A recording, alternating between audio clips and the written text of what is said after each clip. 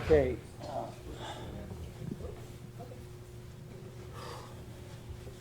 All right, so I want to start off by thanking a few people, if I could, just for all their help with getting this game played, and also the tremendous job in clearing the roads and making it as safe a place as possible to get this game played, and for the fans to experience what they experienced tonight. So I'll start with Kathy Hochul and her staff, Bill Geary, Dan Nevereth from Erie County. Appreciate all of your help.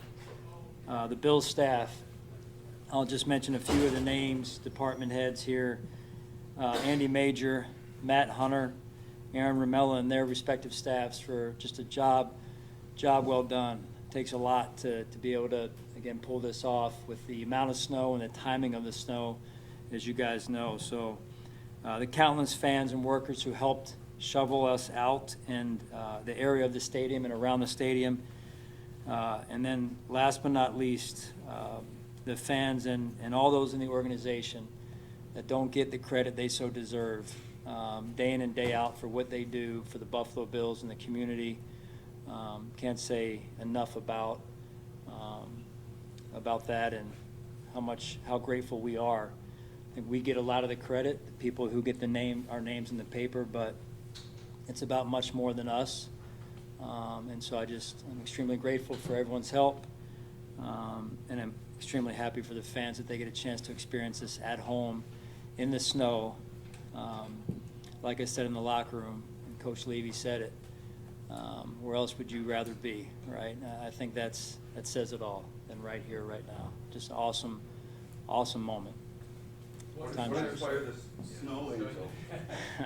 Well, to be honest with you, we were coming down the tunnel at halftime, and Zach Davidson said to me, he tapped me on the hip, and he said, "Hey, we win this game, you got to do a snow angel." And I said, "All right, you got it." So I guess I followed through on my promise.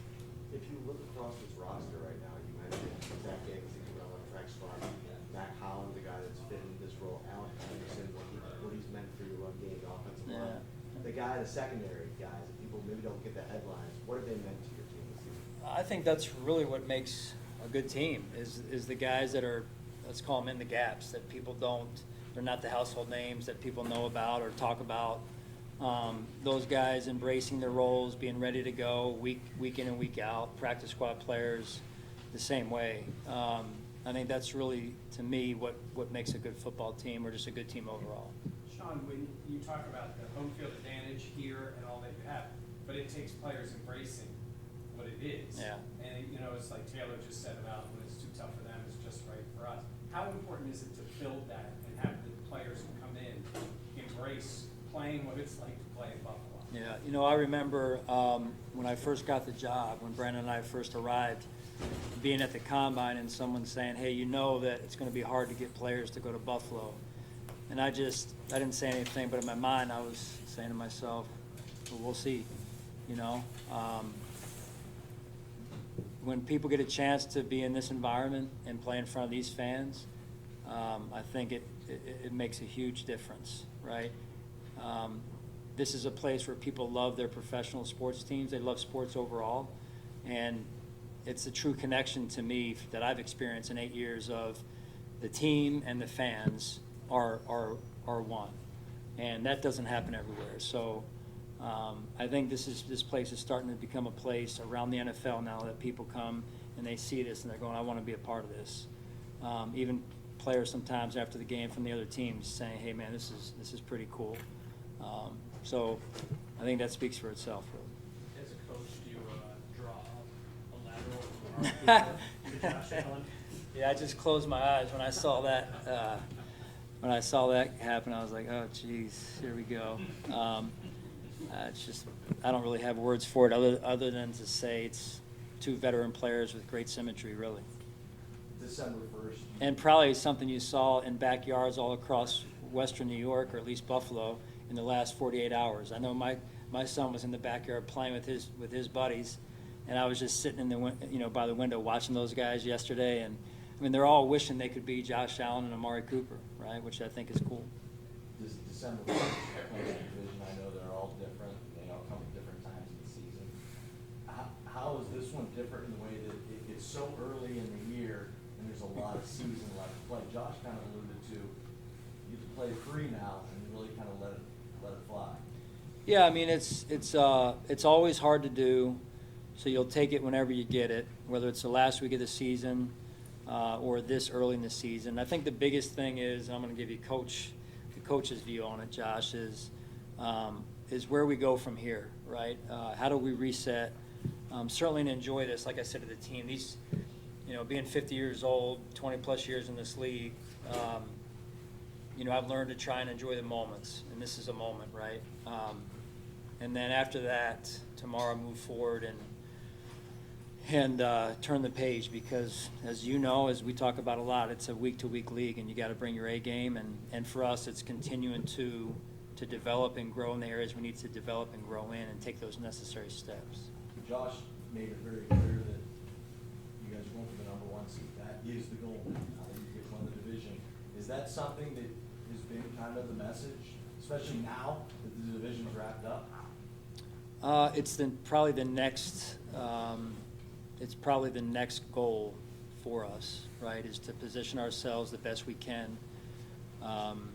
We control a piece of that, and then some of that we don't. So it's really about our level of play every week, getting to the level it needs to be, and that usually puts you in a good spot one way or the other. With the elements, the way that they work today, talking to both players, it's hard to run the ball when the other team knows you want to run the ball in a game like this. Yeah. To see the success that you've had on the ground, all three backs, the offensive line, what did you see that you liked out of this effort? Yeah, we knew it was going to be a line of scrimmage game, and I applaud our guys, our offensive line in particular, and I know the defensive side they had some runs, right. It's tough. It was tough footing on the defensive side because they know where they're going, and you don't know where they're going, right? And but I think we can do some things better overall, and we need to do them better. Offensively, to be able to run that football the way we did, like you said, when they knew we were going to run it because of the conditions in particular. I thought James's run was at the early part of the second quarter, I think was huge in terms of opening it up, really. And being able to score on that was huge. And the way he practices is just what you saw on that run. Every day, that same effort, trying to score on every play in practice, every run play that he gets, and it just shows up on game day. Matt Milano, you got him out there. He was for the coin toss. He starts. He's playing. Was it planned how much he was going to play? I don't know what his snap counts ended up being. Yeah. It seemed like a good percent. Yeah, I don't know the snap count either. We tried to focus just primarily on first and second down, Mike, with his reps, and just to try and ease them back in. Now, who knew it was going to snow as much as it did? We didn't know that. We knew it was going to be a little bit snowy maybe during the game, but not to the extent. And so we didn't have a ton of third downs just based on the way the game was played. So he may have gotten a little bit more than we wanted, but as he told me before the game, he's like, I'm going to sneak in on some third downs too. And I was like, okay. When you think back to Pittsburgh, you were pretty beside yourself when you talked to us about Milano being out. Yeah. Seeing this all kind of come to fruition tonight and go out there, what feeling did you have when you saw that? Yeah, I don't usually pay a ton of attention specifically to guys getting announced before the game. This just so happened it was the week the defense was up, and to hear the crowd go crazy when Matt was announced, I think just again it's I don't want to speak for the fans, but I think they appreciate how tough he's had to be over the course of the last 2 years and his journey. More just as much I think as his level of who he is as a player. And so when they were cheering for him, I think that, to me, what I heard was they were appreciative of the fact that he had worked himself back to come back for the team.